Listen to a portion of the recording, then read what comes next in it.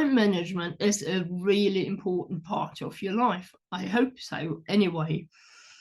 Otherwise, I don't really know how you live, because I think everybody needs a tiny little money to live on.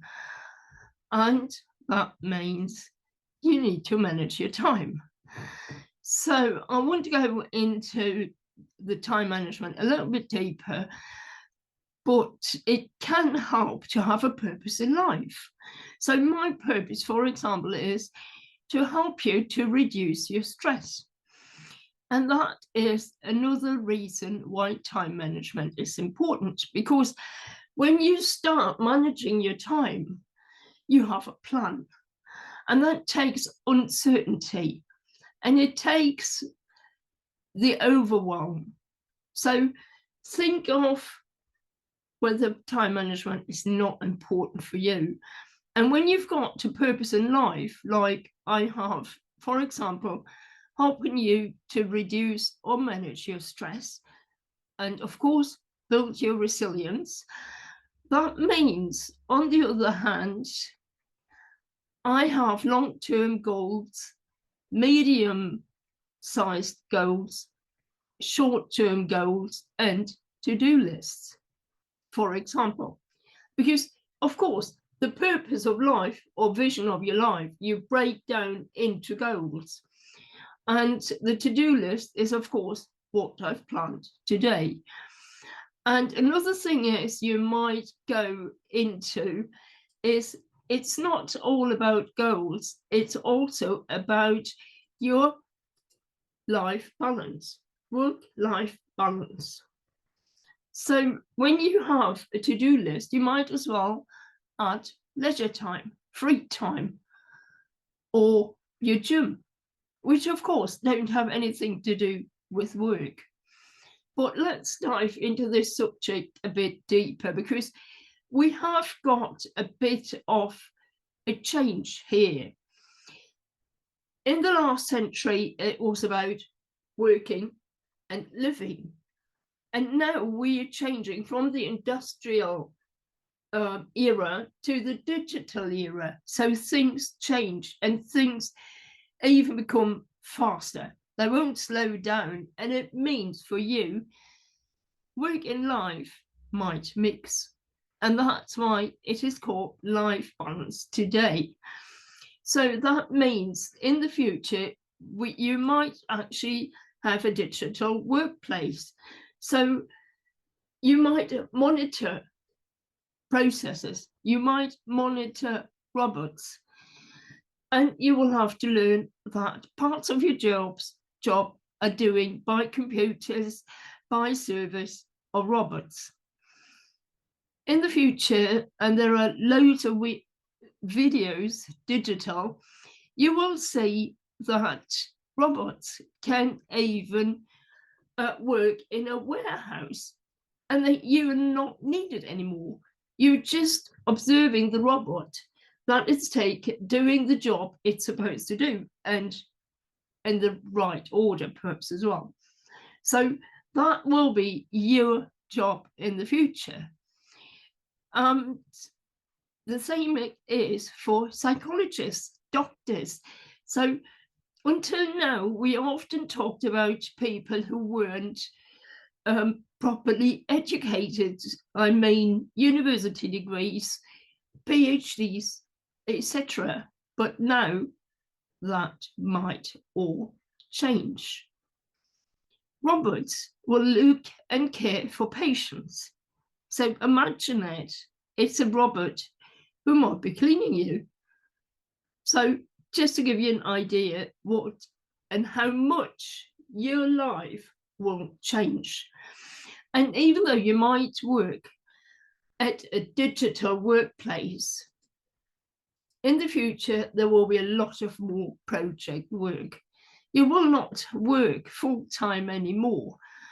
And if you think you have the art project and in between you don't have any income, it means your life is, so to say, upside down. And you're really used to it. And it is a bit more as we've started already working as an entrepreneur.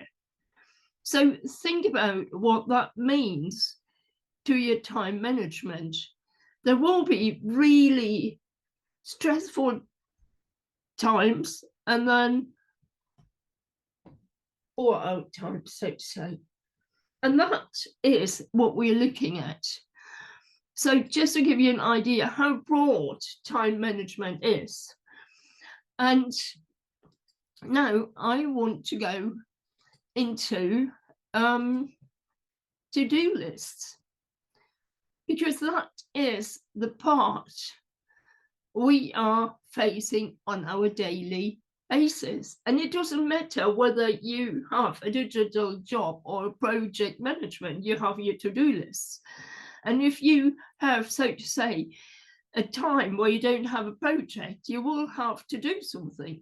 You have to look after some things, your kids, your parents, your house, your flat, whatsoever. So to-do lists still exist and will always exist.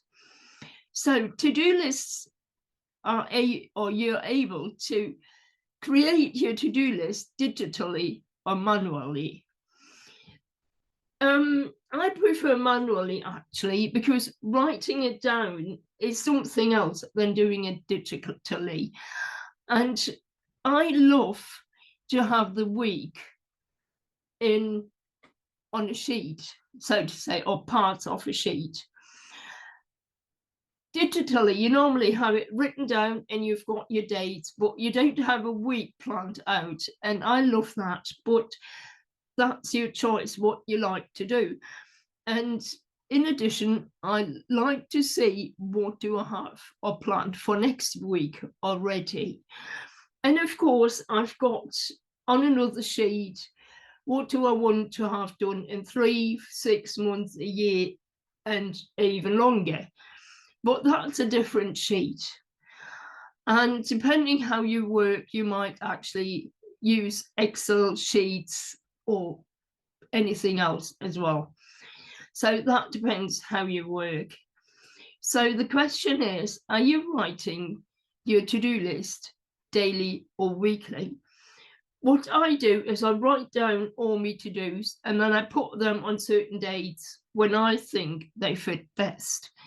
So that's why I like to do it on a piece of paper, because then I've got the overview, which might not be given too much if you do it as a list. The next thing is I like to prioritize. And that's so important, because I'd say cleaning the loo, when you've got the taxes to do, I think it's not good. It's not a good idea. So prioritize. And there are loads of systems how you can prioritize. I will just give you the most common one, which is called the Eisenhower Principle. And with this Eisenhower Principle, you have got 4 squares on a piece of paper, for example. The left top hand corner, you write down urgent and important. And the top right hand corner, I think it is, you put what's important and not urgent. Then below urgent and important, you've got urgent but not important. And then, of course, you've got what I call the waistband. It's called not urgent and not important, or what you can do between Christmas and New Year's Eve. So now you've got an idea, because this will help you to prioritize what you have to do first. Taxes, I suppose, are mostly urgent and important. So do it first. But these are often the things we don't like or we like least. That's why we keep postponing them, and that's why they became urgent and important. What you can do when you tend to procrastinate is the whole thing you have to do, cut it into pieces like a cake. and then go into tiny little bits in the morning, in the afternoon, in the evening, the next day, etc. You know what I mean. On the other side, we have the important and not urgent things. These are the things you love to do, but these are not urgent and not important. These are urgent and not important. So it means these are the things where you need to dive in. So if you have to do a presentation and you love to do it, or you're writing a book, and of course you love that, you sit 1-2 hours and write on your book. That's a bit of a reward to the things which were urgent and important. So I said next are the urgent and not important things. These are, for example, emails. How often are you reading your emails? Are you doing it every hour? Even every 10 minutes? Stop it immediately. If you can't stand it, do it twice a day. Otherwise, do it once a day. And then you do it in one block, so to say, and it's finished. And I would always or mostly do it in the afternoon when I'm getting tired, because you normally don't have too complicated emails to write. And if I would have a really important and complicated email to write, I would, if necessary, write a little note. Thank you for your email. I'm coming back to it tomorrow morning. And then I put it on my to-do list for the next morning. And then you take time for it, and you do it when you're relaxed, when you are fit, when you're in the morning, when you're not tired. And as I said, the last quarter goes into the bin, paper bin. So that's the Eisenhower principle.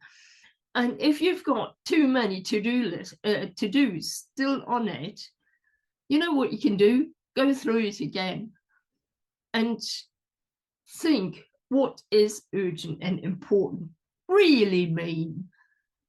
And otherwise, you put it into another of these quarters. So I think now we've got an idea how you can really prioritize your to-do list. And another thing is what some people do, and I find it too stressful, but you might do it as well. Put the things after you have prioritized those into your calendar and add time slots to it. So for example, the tax is going to be 3 hours, 1 hour, depending what you have to do. And putting a time slot to it will help you to focus, and your mind knows you've just got 1 hour, 3 hours, and be tight with the time slot you give it. Don't give yourself an afternoon, because you will need it and you will use it. So make sure you've got a tight time slot in your calendar, and then you can add up all the things you want to do.